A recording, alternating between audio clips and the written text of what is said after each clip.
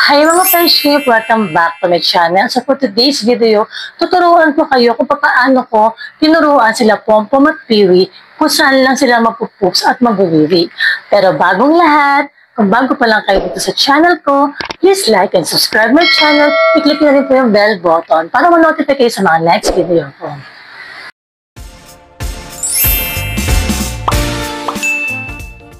So yun nga mga friendship, so tuturuan ko kayo kung ano nga ba yung ginawa ko, kung paano ko naturuan sila Pompom at Piwi na magwiwi at magpoops lang sa isang lugar.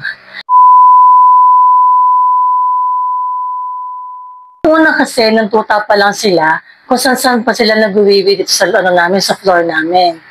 Siyempre, hindi ko kagad sila maturuan noon. Sobrang na-stress talaga ako mga friendship kasi punas ako dyan, tapos poops sila dyan, poops sila doon. Kumbaga, that time kasi, ilan pa sila noon? Siguro mga 5 pa sila noon. 5 pa silang puppies noon. Siyempre, parang halos mangiyak-ngayak ako kasi walang katapusan. Lalo na maliliit pa sila, mga tuta pa sila. Kumbaga, maya-maya pa sila magwiwi noon. Ilang beses sila nagwiwi, tsaka nagpo-poops. So, parang lahat na lang siguro wala ako, siguro sa buong maghapon, wala akong inatupag kundi magtakot ng poops nila, magpunas ng kanilang mga wiwi, ganyan. So, nag-search ako kung paano ko nga ba sila ma-train na mag-poops lang tsaka magwiwi sa isang lugar lang. Ang ginawa ko, bumili ako sa online ng potty tray nila. Kumbaga, doon ko sila sinanay, doon ko sila tinrain na mag-poops at saka magwiwi. So, nung una ginawa ko, medyo nahirapan ako eh. May nabili ako sa online na spray yun eh. So, yun spray ko siya doon sa potty tray nila. And then, pinaamoy ko sa kanila. Kasi yung spray na yon, amoy siya, wiwi siya. So, sabi nila, kailangan maamoy nila yung ganong amoy para matandaan nila na doon na sila na magwiwi. So, ang ginawa ko, yun nga, in-sprayan ko nga sila. In-spray ko nga yung, yung potty tray na yun. Tapos, pinaamoy ko sa kanila. Yan. Noong una, medyo nahihirapan ako kasi hindi ganon agad talaga na matitrain sila na doon sila magwiwiwi at saka magpupoops. Siguro mga ilang araw lang naman siguro yun.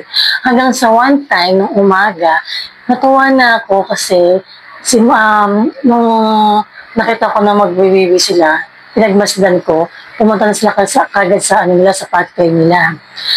And then, doon sila nag-start na mag-wiwi at mag-poop. So, syempre, sobrang yun, para sa akin, achievement yun. Kasi, na-train ko sila na mag-wiwi at mag-poop doon. Pero, aside doon sa spray na yun, ginawa ko rin na, yung nag-wiwi sila doon sa floor, tsaka nag-poop sila sa floor. Kumbaga, yung amoy nun, inano ko sa sa papel. And then, yung amoy na yun, yung papel na yun, nilagay ko doon sa kanilang potty tray. And then, pinaamoy ko. Tsaka, in-stay ko lang muna doon yung, yung papel na yun. Parang dyaryo lang ba? Ganun lang. And then, syempre, maamoy nila yung kanilang wiwi, tsaka yung poops na doon lang sa area na yun. Hanggang doon na sila nasanay na mag-poops, tsaka mag-wiwi. So, yun. So, doon tuwang-tuwa talaga ako mga friendship. Kasi, syempre, sa nila, sa edad nilang yun, siguro mga ilang buwan ba sila? Mga 2 months siguro. Na-train ko na sila na sila sa isang lugar na lang. Ang hirap kasi syempre maya-maya, yung iba naman kasi sa basahan. So, ang hirap para sa akin, depende yun mga friendship po. So, kung depende sa inyo kung ano yung prefer nyo or kung saan nyo sila nakasanayan ha. Sa akin kasi medyo kasi yun yung maglaba-laba ng basahan. So, ang hirap talaga. Kaya ang ginawa ko, doon ko sila tinirain sa potty tray. So, yun nga ang gagawin nyo lang, kapag nagwiwi, tsaka nagpoops ang inyong mga alagang aso, actually, mas maganda nga ngitin kapag tuta pa lang eh. So, yung kapag nagwiwi sila sa floor, nyo doon yung dyaryo.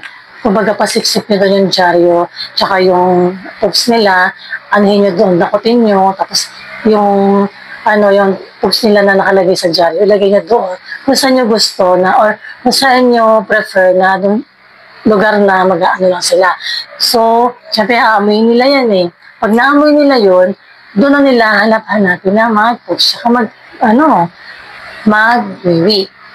So, kailangan talaga, tiyaga lang talaga, kasi hindi naman kasi isang train lang o isang turuan lang yung dyan eh, ang sa kanila. Ilang rin yan, kailangan tiyaga talaga, pasyensya, ayan. Lalo na kapag kasi pag may edad na yung inyong mga alagang aso tapos ititrain nyo na sila ng ganyan, medyo mahihirapan kayo. Kaya as much as possible, tuta pa lang, maturuan nyo na sila kung saan sila pwedeng mag-poops lang tsaka mag-uwi para hindi kung saan-saan lang. So, yun lang ang friendship. So, yun lang yung aking tips. Yun lang yung aking ginawa kung paano ko sila naturuan na mag-poops tsaka mag-uwi sa isang lugar. So, sana may natutunan kayo.